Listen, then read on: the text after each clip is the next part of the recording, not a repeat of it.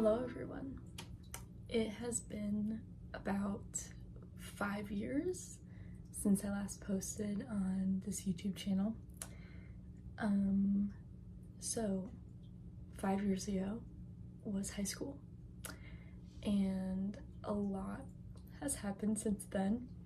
I was looking back at my archived YouTube videos today and kind of felt like I wanted to maybe start my channel again now that I have a little bit of time at the moment, and I might let some of those videos stay out. I might take them out from the archived videos once I go through them.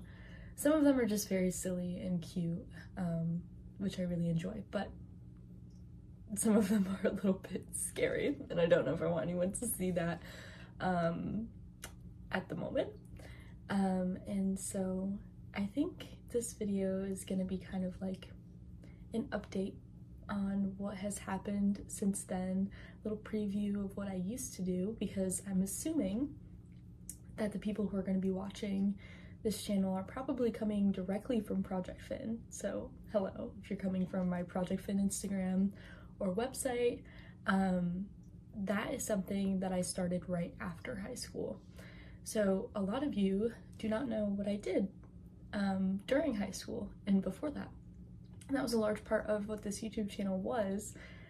So before that, I was really big into inventing and creating robots and using the materials that I have, which kind of translates into marine science. You'll kind of see like the lead up as to how I went from that to now being a marine scientist.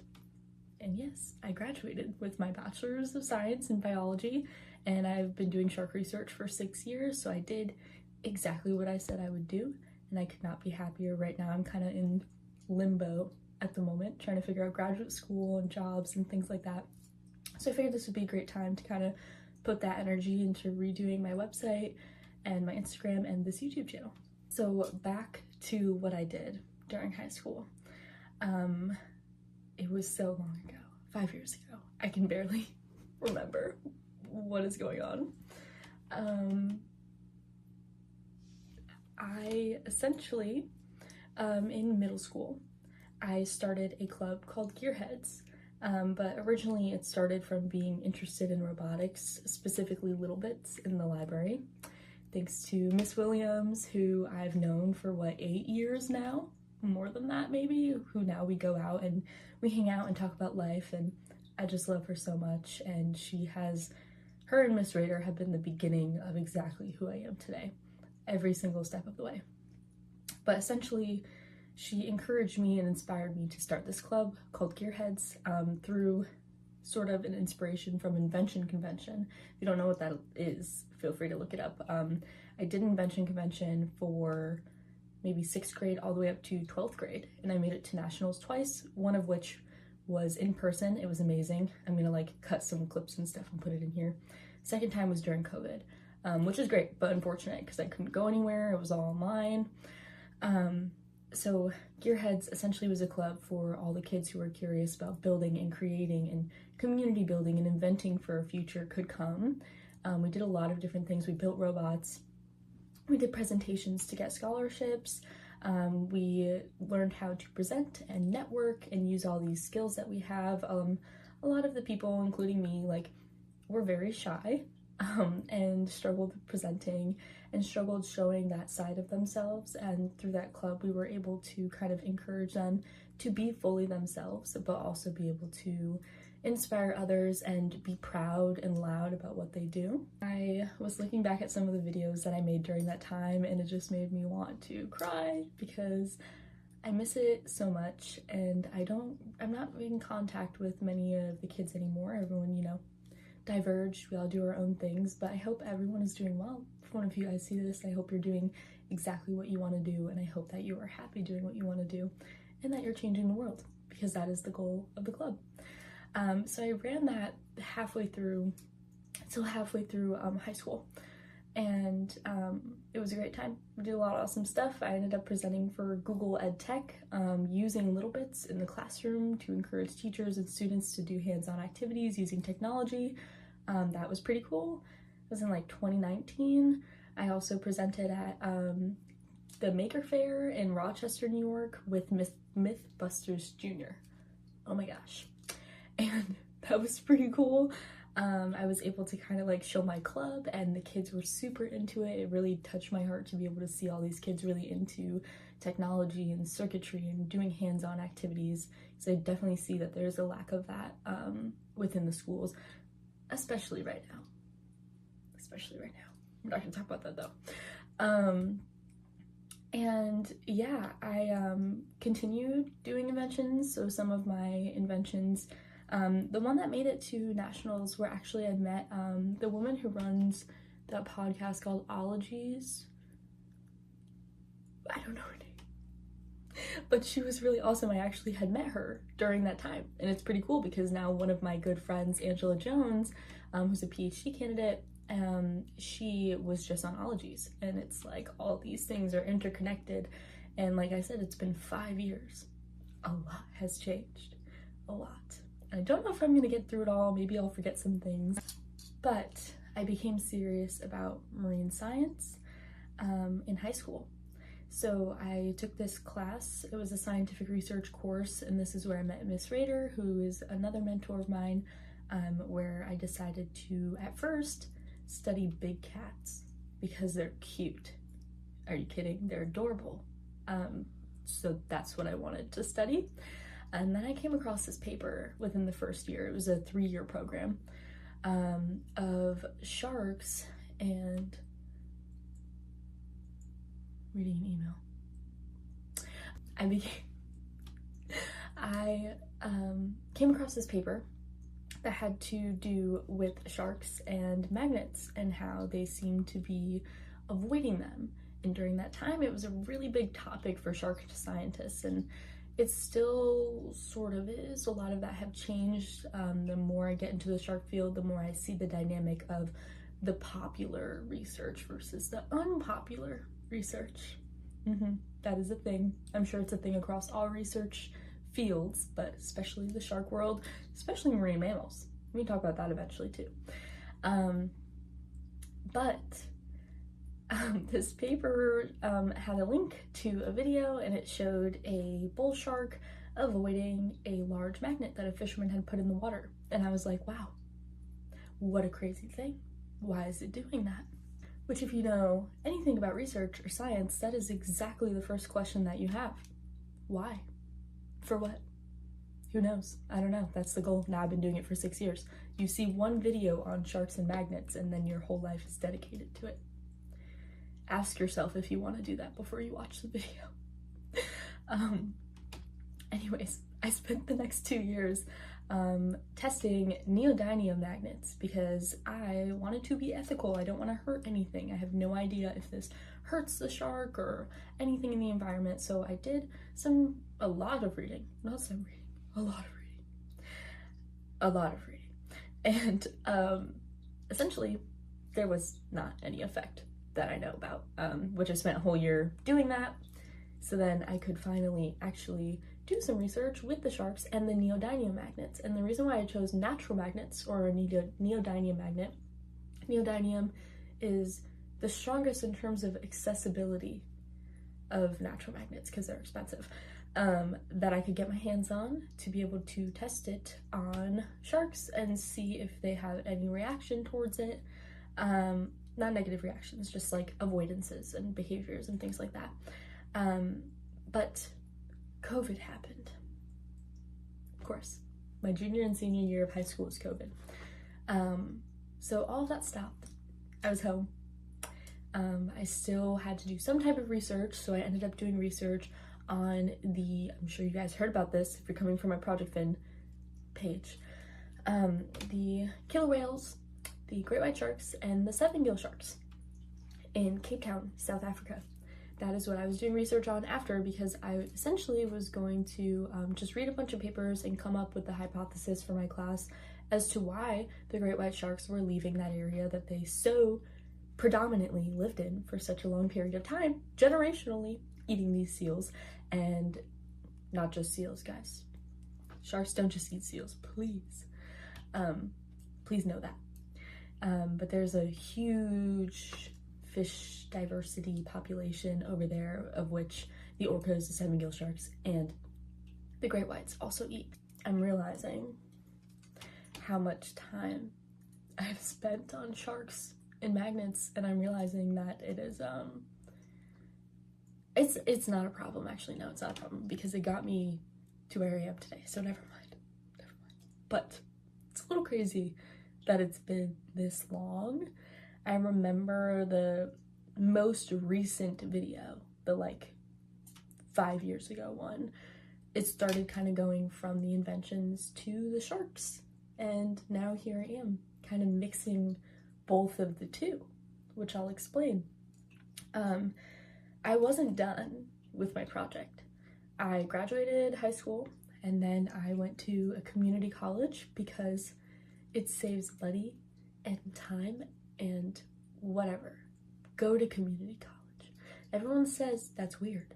If they think it's weird, it's because they don't know. It's because they've never been. It was harder than university. It was better than university, and it was cheaper. So just do it, please. Through that time, I continued my neodymium research, but sort of by myself, which is not very traditional of me. I apologize. I don't know. I didn't have anyone to tell me yes or no.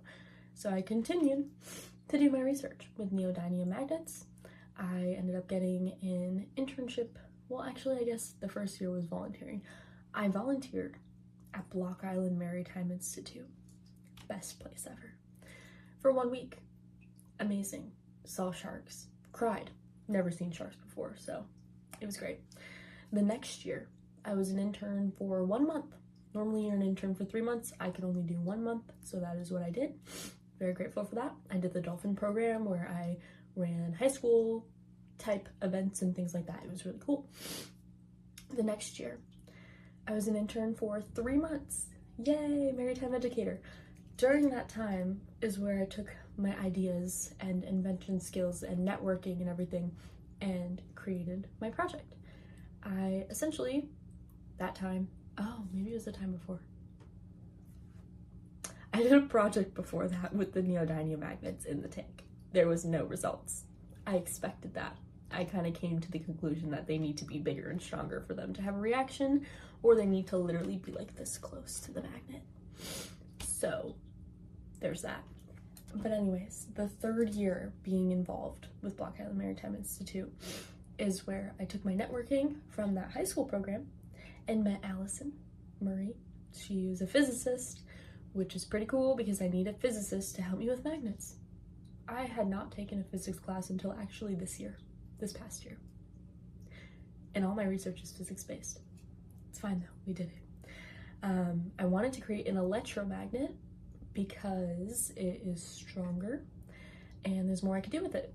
So me and Allison created an electromagnet using things from her classroom that I was able to borrow, like a voltage machine and a little magnet that we put on a 3D printed little platform, and then some wires going to the machine with little clamps. That's where the invention stuff comes in, and that's why I love marine biology or marine sciences, because there is a huge overlap between DIY inventing using what you have all of the time. And you know this if you are in marine science, especially academia. So that was my research. It was pretty awesome. I felt very accomplished. I recorded their behaviors, I analyzed their behaviors. She is awesome, and I was an extreme fan of her work because, you know, she does sensory biology and was on Nat Geo. And, you know, I love Nat Geo. I've always wanted to be on Nat Geo, and I saw this amazing shark biologist on Nat Geo who is also a woman, and I was like, oh my god, I love you. And so we had a call, and she offered to help me with my work here and there. And I really appreciated that because I know how busy she is doing her own work down in Florida. So she helped when she could, which was amazing. And I was able to come up with this footage and make a poster and present at several conferences for this research. During that time, I also networked to work with Angela Jones, who's the PhD student that I was speaking about, on some sea star research on the island as well, which was really awesome. It kind of opened up this world from vertebrates to invertebrates, which is pretty cool because I've always been kind of a vertebrate gal, which is fine. They keep trying to get me to go to the other side. I don't think I ever will, but I do appreciate all animals. That's why I went to school for biology and not specifically marine biology. Through that work as well, I was able to go kind of separately and together with Angela to a conference, Western Society for Naturalists in Oregon.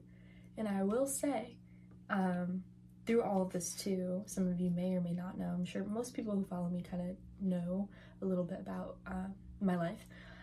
Essentially, I grew up in an area not by the water, and you know, I didn't get very many opportunities to travel whatsoever. I'm very grateful for the opportunities that I did have, because it's definitely, I've been kind of lucky in some ways with that, but I knew that I wanted to travel more and do more research, so using my research and these conferences and getting the funding and sort of fighting for that and networking for it has been really important and really beneficial, and also just an amazing experience being able to go from somewhere where I haven't been able to go far to then now traveling every year several times, and I'm beyond grateful for that. Every experience has been so amazing. I've met some amazing people through that, and I know that it is just the beginning of it.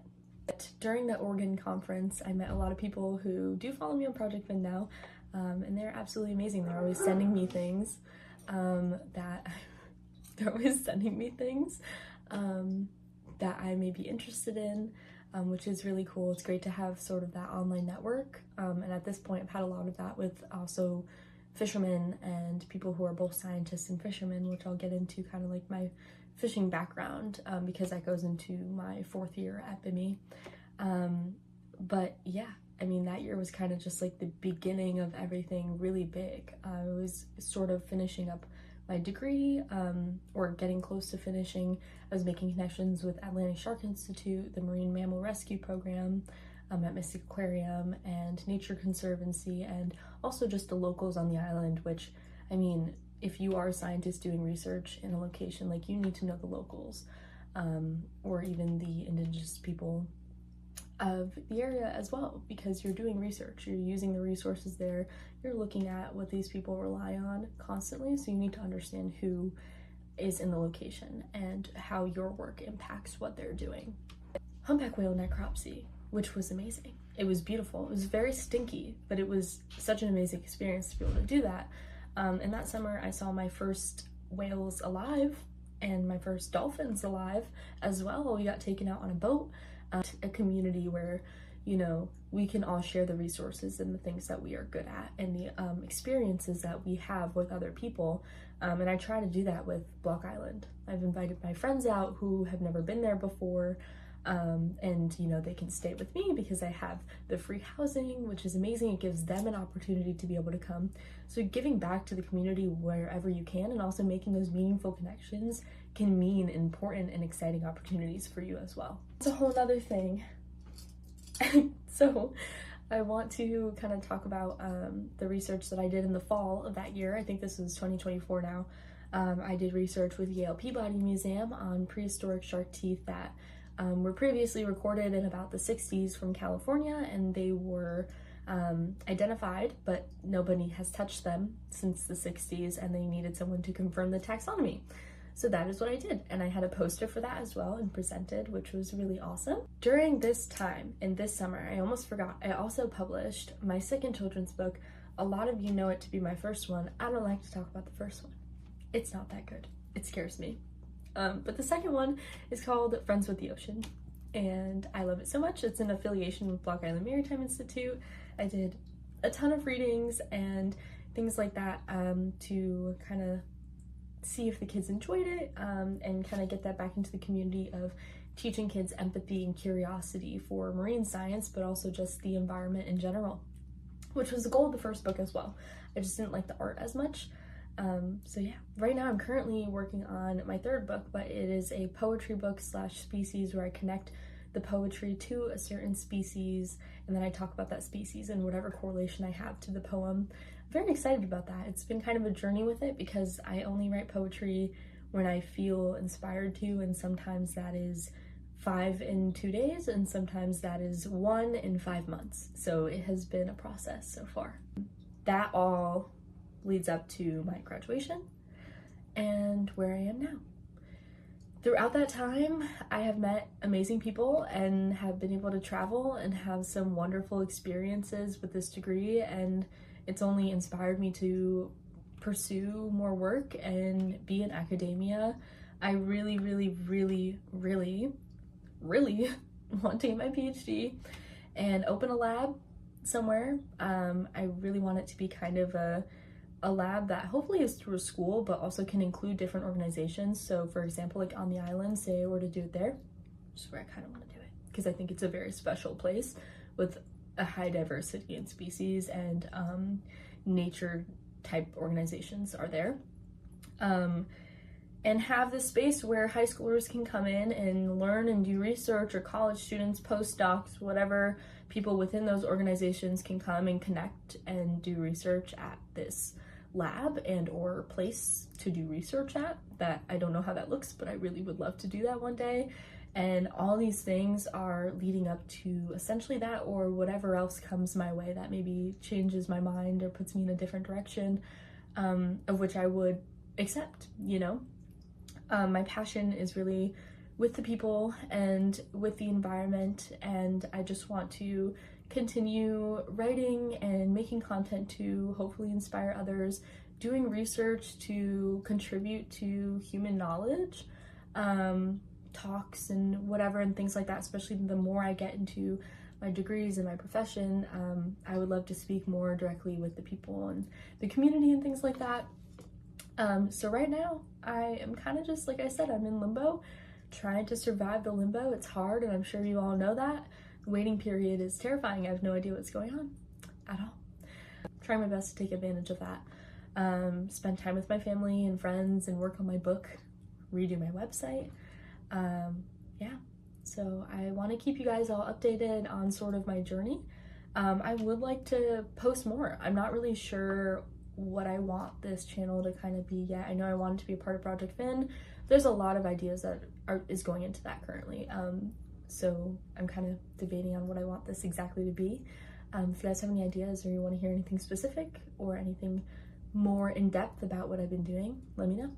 I'm gonna play like a little video of the past few years, and I know it's gonna make me cry, so don't cry, because I'm gonna cry if you cry. But okay, enjoy.